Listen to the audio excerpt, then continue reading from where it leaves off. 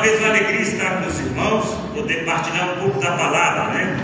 Quando o pastor falou que eu poderia pregar hoje, os irmãos, amém, agradecer.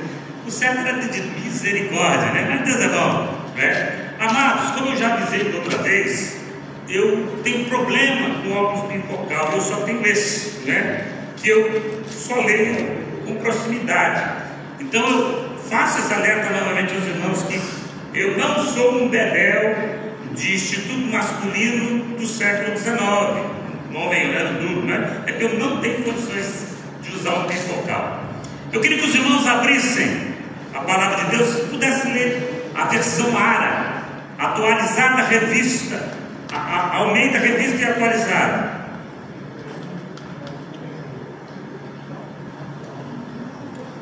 O livro de Jó, dos mais antigos livros da Bíblia, em que alguns colocam uma cronologia, seria assim: Gênesis, Jó e aí em diante, né? E nós vamos ficar de pé para fazer a leitura da palavra do Senhor em Jó, capítulo 36, verso 15. Jó 36, verso 15. Não sei se conseguiram aí, Almeida, Revista e Atualizada.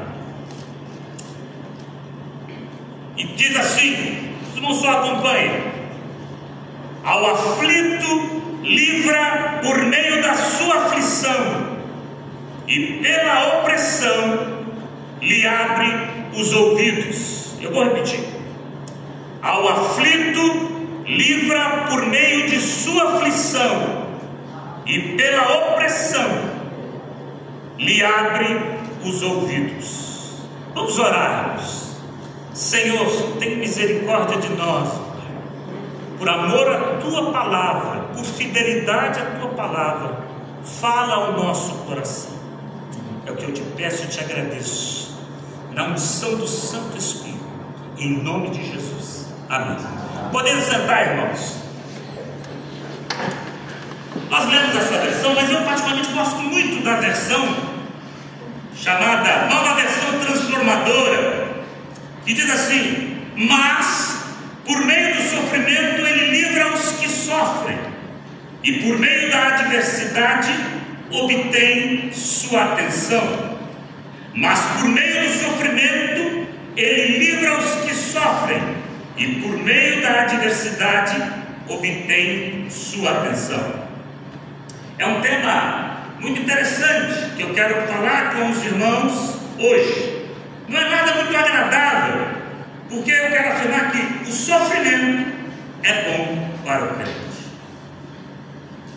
Não é muito agradável essas afirmações. Provavelmente, se você ligar a televisão, dificilmente você vai ouvir uma mensagem assim.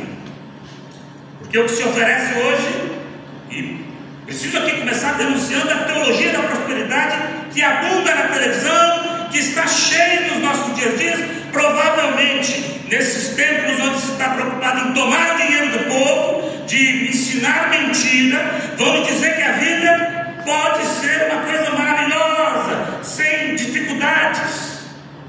E não é isso. Nós precisamos dizer não para esta mentira.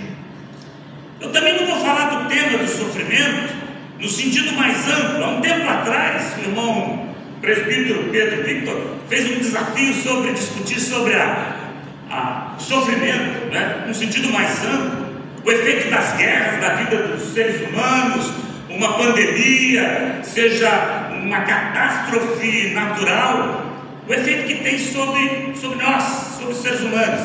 Não, eu quero falar para a gente que encontrou o Senhor, que tem em Deus a sua crença, em Cristo Jesus a sua observação.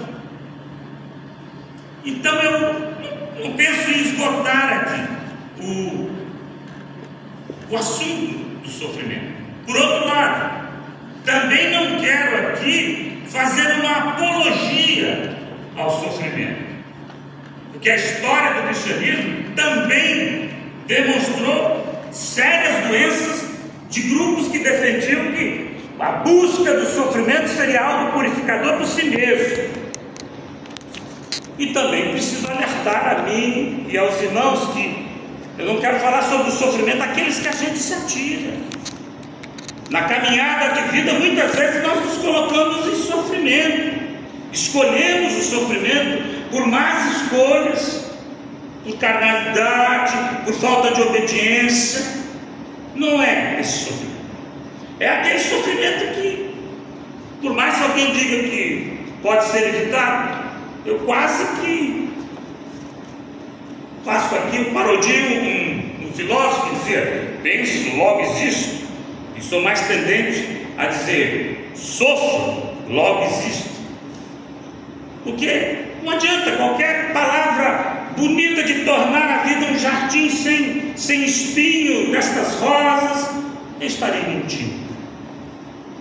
Portanto, irmãos, escolhi em oração esse texto no livro de Jó, livro belíssimo.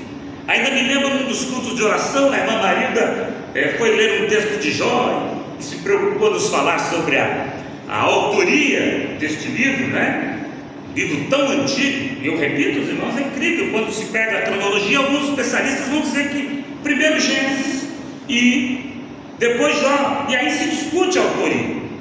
A verdade é que nós vamos afirmar que não foi Jó que escreveu.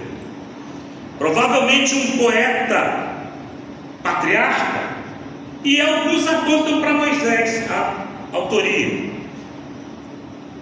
Mas é importante afirmar que nossa convicção ortodoxa, né, e retidão da palavra é crer que Jó realmente existiu.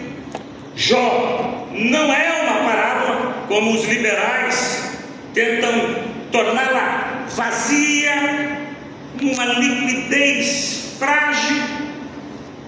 É a palavra de Deus clara para nos ensinar. Tem características dentro da cultura hebraica, não é? É um livro poético na sua natureza e essência, e teologicamente sapiencial. É um livro de sabedoria. E eu quero caminhar com os irmãos só nesse texto, nessa pequena passagem profunda. E eu peço que os irmãos abram o coração, façam um exame na sua própria existência, na sua caminhada sobre o sofrimento.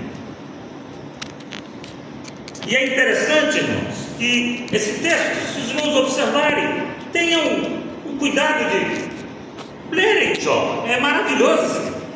E os irmãos vão perceber aqui que são falas dos amigos, né? São 3 amigos que chegam lá pelo capítulo 2. Vamos lá, vamos ao capítulo 2, verso 13. Esses amigos sentaram-se com ele na terra 7 dias e 7 noites, e nenhum lhe dizia palavra alguma, pois viam que a dor era muito grande. Eles começaram bem, foram lá, né, consolar Jó, e ficaram quietos um tempão. Imagina que carinho, que amizade, capaz de, no sofrimento tremendo de Jó, se sentar, fazer companhia, né? Não estar preocupados em ter mensagens, de falar. E isso deveria ser um alerta para nós, no momento que amigos, irmãos estão em catástrofe na própria vida, e às vezes trazemos mensagens de otimismo onde não cabe, ou mensagem de pessimismo. Sempre que estivermos diante de alguém em grande sofrimento, tenhamos a sabedoria, pedir a Deus que Ele nos oriente, no silêncio, no falar. Mas eu digo que eles começaram bem, porque os amigos de Jó depois desandam tremendamente. Se nós acompanharmos cada fala, os discursos dos amigos, né, de Elifaz, de Bildade, de Zofar, porque vai chegar depois atrasado um outro amigo, que é o que disse esta frase. Na verdade, alguns vão dizer: rapaz, esses amigos de Jó são amigos da onça. Só os mais antigos vão se lembrar o que era o amigo da onça. Quem já leu a revista Cruzeiro, não é no meu tempo, claro. Só alguns mais velhos. Eu não cheguei a ler a revista Cruzeiro, com o amigo da onça.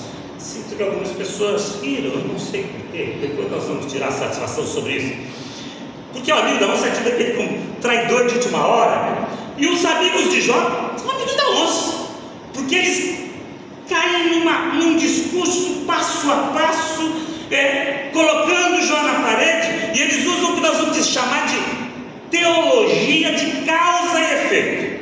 Para eles, sofrimento igual pecado, sofrimento porque se fez algo errado, e a ponto de quase alguns irmãos na igreja, na caminhada cristã, quase que terem uma teologia de causa e efeito, que tem mais a ver com o kardecismo do que com o evangelho da graça.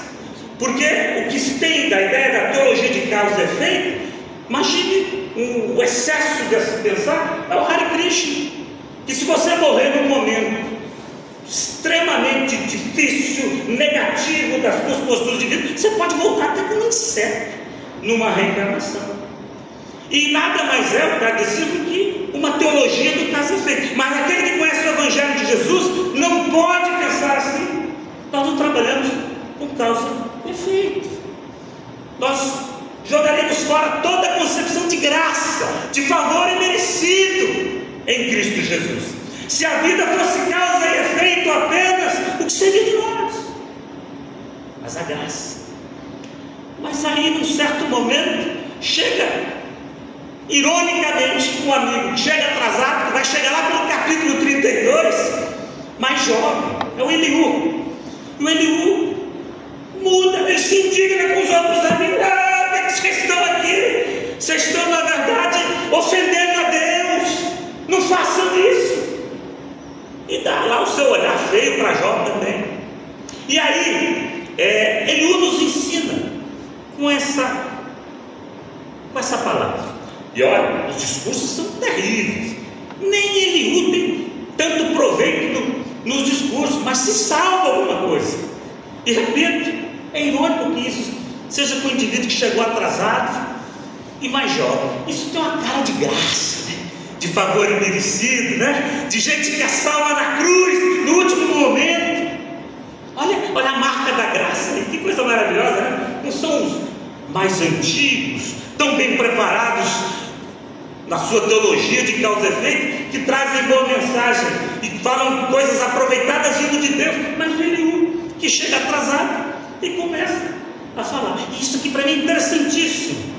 Ao aflito leva por meio de sua aflição, livra. Ao aflito livra por meio de sua aflição, e pela opressão lhe abre os ouvidos.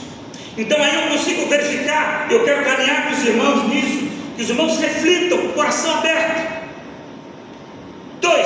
Dois propósitos divinos com o sofrimento, porque Eliú faz um alerta, ele salva aquela tarde em levar o olhar para o agir de Deus, como Deus tem o seu método, a sua forma de intervir na existência humana. Olhem só os dois propósitos. O primeiro, quando diz que ao aflito livra com quê? Ao aflito livra com quê? Com a própria aflição. E o que Deus quer com isso? Ele quer livrar de um estado de necessidade e pobreza espiritual. Ele quer despertar-nos de uma apatia. Olha só, Ele é disciplinador. Deus, o sofrimento é disciplinador. Ele toca nas coisas mais importantes da gente. Nos acorda por fato que nós somos dependentes. Pense não no sofrimento da sua vida. Sofrimento normalmente é momento da gente dizer: rapaz, a solução não está comigo, não posso fazer, eu não tenho solução. O sofrimento nos leva à compreensão, à consciência que é a maior mentira que há, que nós sejamos autossuficientes. É hora de gritar socorro. Sofrimento é momento disso. E o sofrimento é que nos leva a essa percepção. Blaise Pascal, filósofo, matemático, ele via muita bênção no sofrimento, porque ele percebia que o homem poderia chegar à compreensão da dependência de Deus. O pastor Jonas gosta muito de C.S. Lewis, eu também gosto muito. C.S. Lewis, quando fala do sofrimento, e aí meu irmão Pedro, ele trabalha o sofrimento do jeito que o irmão gosta de observar, de forma mais ampla, esse sofrimento que pega a humanidade como um todo, que inclusive tem feito muita gente escorregar. Meus queridos, quando há um grande sofrimento na terra, vejam os discursos por aí de questionarem a Deus, a bondade de Deus, e temos até teólogos que escorregaram. A teologia chamada teologia do processo, a teologia que Deus não sabe das coisas e vai descobrindo junto com o homem, vai construindo a história, né? Que é um momento difícil, mas C.S. Lewis vai dizer assim: no nosso sofrimento, guarde isso no coração, no nosso sofrimento, a bondade de Deus, a graça de Deus é tão grande, tanto que Deus, C.S. Lewis usa até pedindo desculpa, Deus se humilha, por favor, a licença poética de C.S. Lewis, porque ele se apresenta como o resto. Vocês perceberam? E não por Deus, mas pela nossa maldade de coração, da nossa incapacidade de compreender a dependência de Deus. Aí depois de tanto bater a cabeça, e isso se ainda pela graça conseguir, tem um momento de falar: rapaz, é só Deus. Não é assim diante do sofrimento? Que uma hora a gente entra num desespero, é só Deus se apresenta como, Ele se permite, não é se humilhar e se apresentar: estou eu. E a gente às vezes diz assim: agora é só Deus. Meus queridos, o que nós precisamos ter consciência que desde o início era só Deus, nunca fui eu, nunca fomos nós. É isso que a gente tem que ter em mente, e é isso que C.S. Lewis está dizendo. Há pouco tempo, um tempo atrás, eu sempre repito isso com meus queridos irmãos, os homens, lá na quarta-feira, um jovem que chegou para um pastor e disse: que bom, né, pastor? E nós também temos Deus, temos Jesus. Ele disse assim: não, meu querido, nós só temos a Jesus. É só. Portanto, Deus tem permitido, e aí isso deveria nos causar uma atenção, mexer com a nossa sensibilidade, é que Deus se apresenta até como o resto, em amor e em graça para todos. Meus irmãos, ele é educativo. O sofrimento, ele realmente instrui. Olhem só a experiência de Jonas. Podemos pegar lá em Jonas 2, versículo 1 e 2. Quando é que Jonas acorda para orar e obedecer? Quando estava na barriga do peixe, quando que a coisa não pegou, quando ele não pôde dizer assim. O homem desobedeceu até não aguentar mais. Começou, Deus para um lado, ele foi para o outro. O cinismo, o desânimo, o desencanto de Jonas é tão grande que ele disse: quando os marinheiros, ele não sabe que joguem, que eu sou o problema aqui. Mas só quando ele teve na barriga do peixe que ele orou e obedeceu. O filho pródigo, lá para Lucas 15, não é? Quando é que o filho pródigo acorda e toma aquela decisão marcante para a vida? Que foi encontrar um pai que ele estava esperto. Ele foi preparado, né, para se tornar um mero funcionário por causa da fome, que a fome pegou. Barriga vazia era mais complicado. Ele caiu em si e voltou. Portanto, meus irmãos, o primeiro propósito do sofrimento é nos livrar de um estado de necessidade e pobreza espiritual, despertar por apatia, aquela vontade de dizer: fulano, acorda, essa caminhada desse jeito não vai dar bom, como diz uns por aí. E o sofrimento tem esse papel. E é interessante, irmãos, olha a lição de Davi para nós do Salmo 119. Prometo que não vou ler o Salmo inteiro. Salmo 119, verso 67. Olha que interessante. Atribuído tradicionalmente a Davi.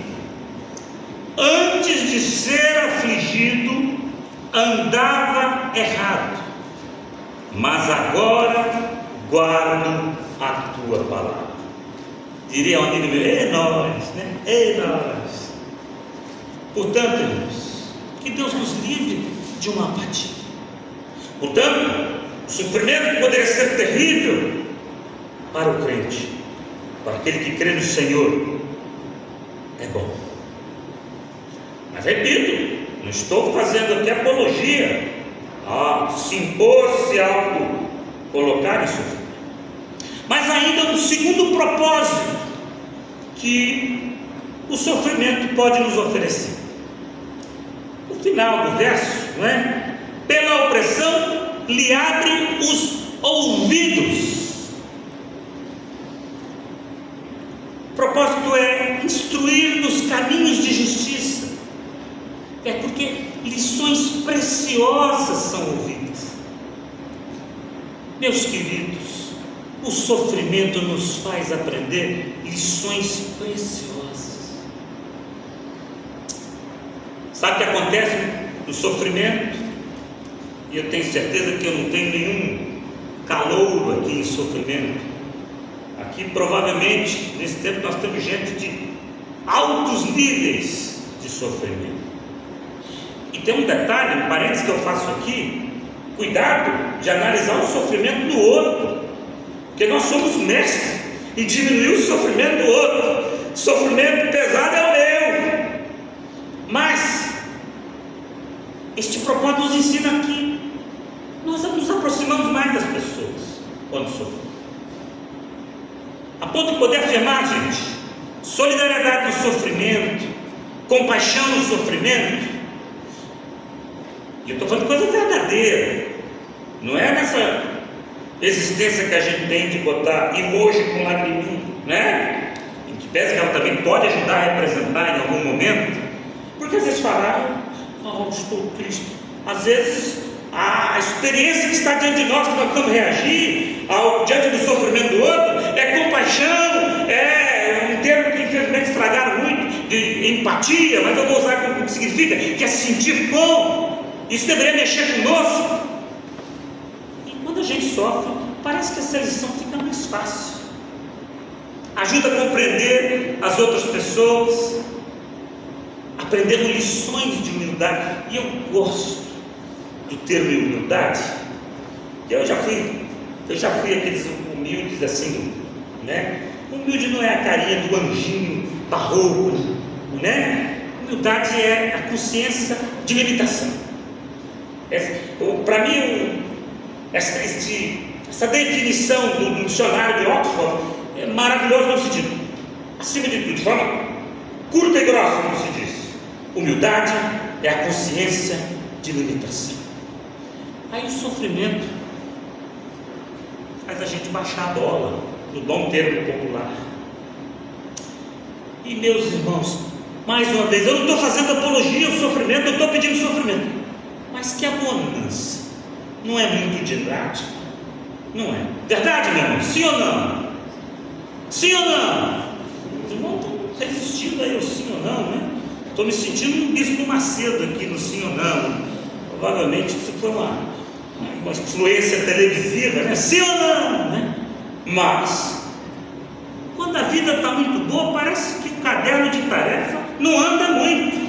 Mas quando está o sofrimento, parece que a coisa rende, o manual rende. Onde eu lia 3 páginas, rapaz, eu estou indo já na página 50. E uma lição que a gente tem que tomar muito cuidado, meus irmãos. Quando a gente aprende, pede para Deus, falar tem um fato interessante. Mas a gente olha, já está num momento bonitinho, né? A gente diz: Senhor, seja comigo, me dá bondade, cuidado. Bondade, seja o que for pedir para Deus, olhando para si, cuidado. Que Deus é igual dentista, né? Por quê? Ele não, você vai lá por causa de um dente caiado, ele vai ver outros também. Olha, não adianta arrumar esse, se esse aqui não arrumar. Sim ou não? Sim ou não? Sim. Mas tem gente que acha que vai. Eu, particularmente, às vezes eu quero economizar. Confesso, irmãos, eu tenho grande dificuldade na manutenção da carteira, não é? E os dentistas, quando fazem análise, você vai com uma mera limpeza, ele acha os dois, né? E aí o orçamento fica mais pesado. Deus é assim também. Cuidado! Cuidado! Ao pedir a Deus, Senhor, às vezes você está pedindo para Deus consertar o que é mais fácil em você. E você não está disposto a entregar para Ele um terreno que Ele tem que operar mais. Portanto, cuidado. Deus não trata um dente só. Essas são as lições que o sofrimento nos dá. O ouvido fica aberto, atento. Olha para Paulo, que Paulo, quando ele trata, é um assunto para se conversar numa outra oportunidade, sobre o espinho na carne, lá, nós os homens, graças a Deus, sempre estamos visitando esses temas. Pedro também tomou uma pancada de se sentir no fracasso, aprendeu lições. Que lições maravilhosas! E o que Pedro se tornou. Portanto, um dos propósitos, o segundo propósito, é destruir nos caminhos da justiça lições preciosas que são ouvidas. Olha que coisa maravilhosa. O Salmo, novamente o Salmo 119. Prometo novamente, não vamos ler o Salmo, esse Salmo inteiro. Salmo 119, verso 71.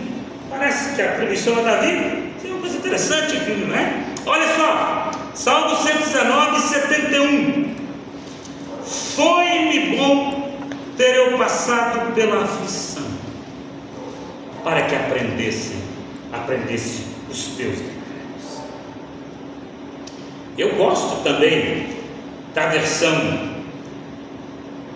a nova versão transformadora, quer dizer, o sofrimento foi bom para mim, pois ensinou a dar atenção a teus decretos.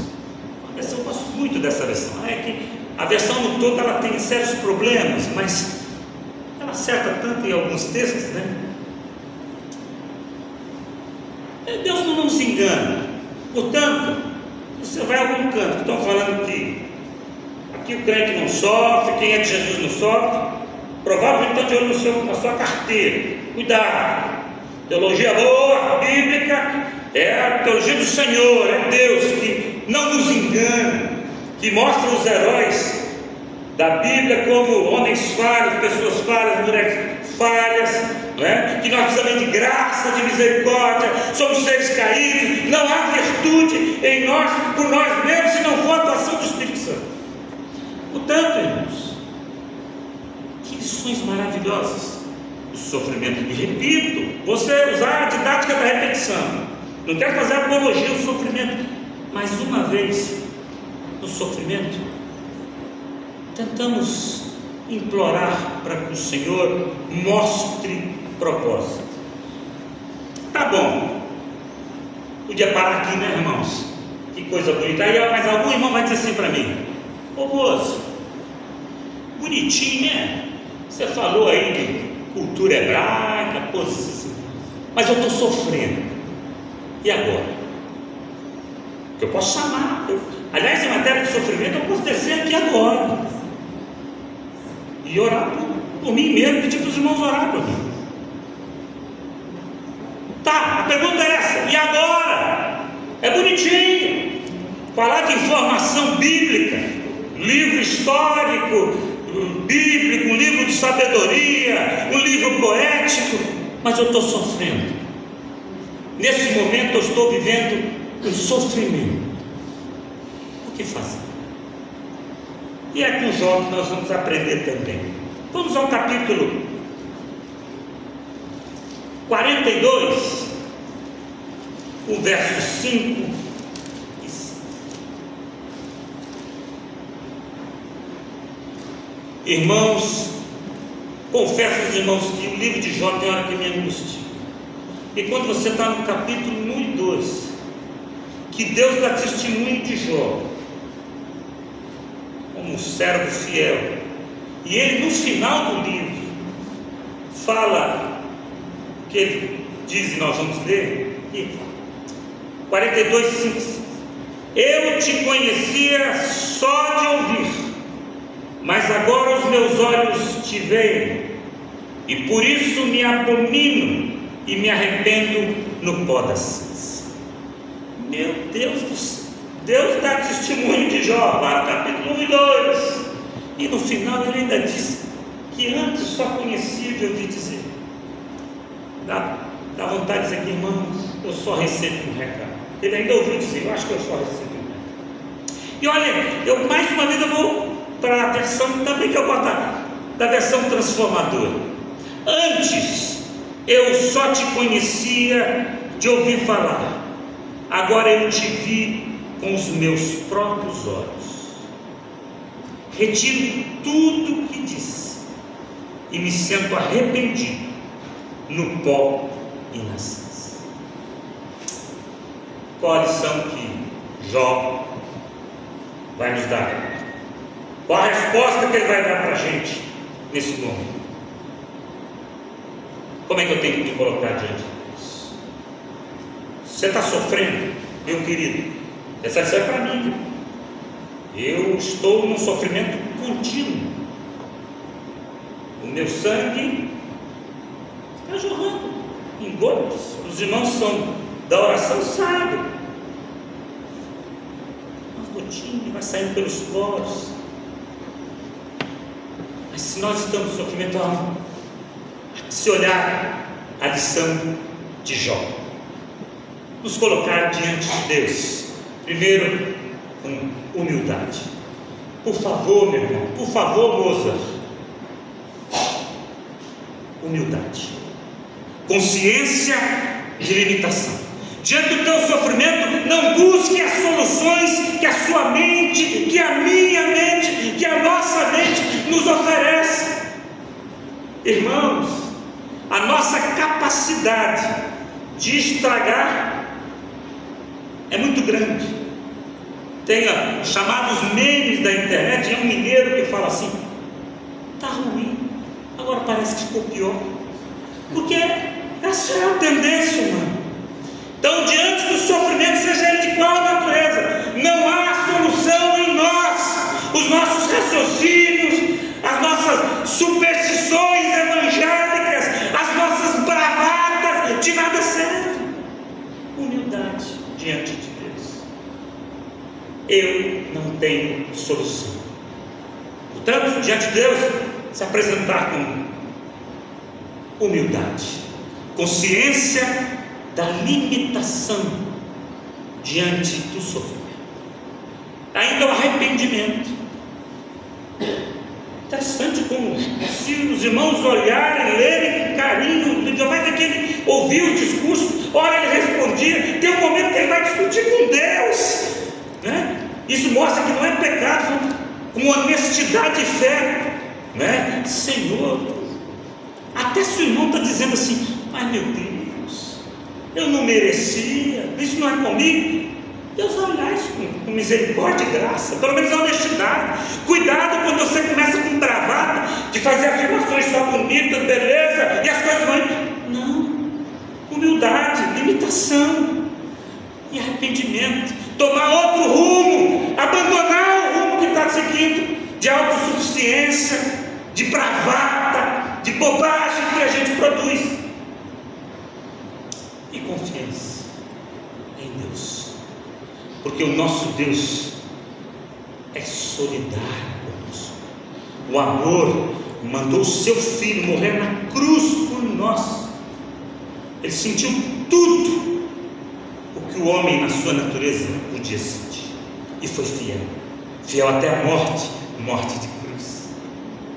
Portanto, irmãos, eu quero convidar os irmãos a fiquem de pé. Eu vou fazer aqui um convite, os irmãos que quiserem vir à frente, né? E eu chamo o querido irmão presbítero Agamenon, deixa aí a segurança um pouquinho. O irmão quiser vir à frente, fica à vontade. Eu já estou na frente aqui, eu vou dar um abraço e vou pedir para o irmão Agamenon: olhe para todos que estão sentindo sofrimento, seja qual o problema. não me importa, Deus sabe, a confiança. Eu passo caindo aqui, simbólico, mas acima de tudo, humildade, arrependimento e confiança. Amado irmão, esse homem é um homem de oração, é um homem cheio de amor no coração. Eu peço que ele possa orar. E eu vou ficar aqui para a irmã Conceição, dar um abraço para ela, porque eu preciso. Glória, glória a Deus. Senhor Deus, ó Pai amado, como é bom, Senhor, sentir a Tua presença. Como é bom saber, Senhor Deus, que verdadeiramente nós temos a nossa confiança em Ti, Senhor. Ó Pai amado, sabemos que passamos por dificuldades, passamos por ocasiões, Senhor Deus, que só o Senhor ouve as nossas orações quando nós estamos, ó Pai, e oculto na Tua presença, Senhor Deus, buscando a Tua face, porque sabemos que Tu és um Deus onipotente, onisciente e onipresente. Deus tremendo, Deus maravilhoso.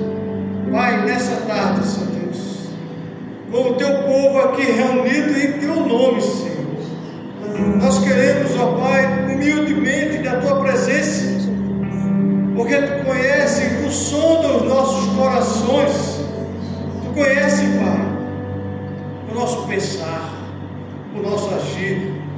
Pai, nesse momento, Senhor Deus, nós Te pedimos, ó Senhor, venha, Pai, sopra Teu vento impetuoso, Teu Espírito Santo nessa tarde, nos trazendo aquilo, Pai, que vem ao nosso coração, nos trazendo, Senhor Deus, livramento, Pai, nos trazendo cura, nos trazendo, Senhor Deus, consolo, Pai, porque Tu sabe, Tu conhece, Tu sonda os nossos corações, Tu sabe que todos nós aqui estamos aqui, ó Pai, não só para Te louvar, para Te agradecer, para Te exaltar, mas também, Senhor Deus, diante de Ti nós estamos trazendo, Pai, as nossas petições, as nossas súplicas, Senhor Deus.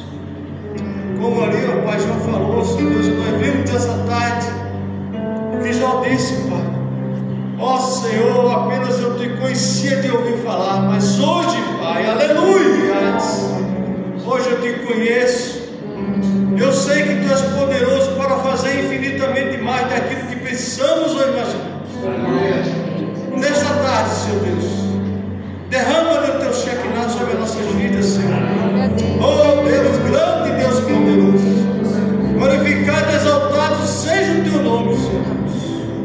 Pai, para que nós possamos, Senhor Deus, fortalecer a nossa fé, para que nós possamos, Senhor Deus, testemunhar daquilo que Tu tem feito e vai fazer na nossa vida. Obrigado, Senhor Deus. Continua conosco. Abençoa, Senhor Deus, e continua derramando da Tua graça. Em nome de Jesus. Amém. Amém. Deus seja louvado. É um doce Espírito aqui, e eu sei que é o Espírito que Deus já podemos todos perceber.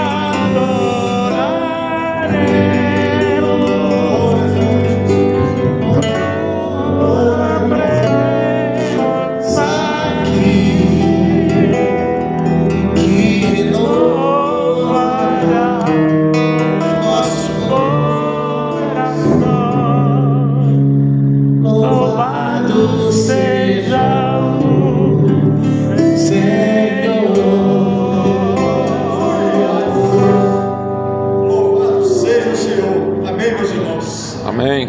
Nós somos gratos a Deus pela palavra do nosso Senhor e através do nosso irmão Moisés.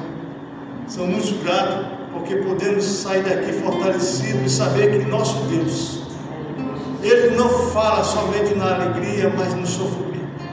Saber que o nosso Deus, Ele está presente em todo o tempo, porque Ele mesmo prometeu: eis que estou convosco todos os dias, até a consumação dos céus. Amém. E esta é a nossa confiança que nós temos que ter e sair daqui fortalecido e renovado da sua palavra. Também nessa tarde nós queremos agradecer a presença do Severino, irmão do nosso pastor Jonas, sua magnífica esposa que está aqui conosco, veio nos visitar. Seja bem-vindo, Severino. Que a igreja também possa dizer: seja bem-vindo em nome do Senhor Jesus. Amém. Amém. Também vamos colocar dentro os aniversariantes do mês. Tem alguns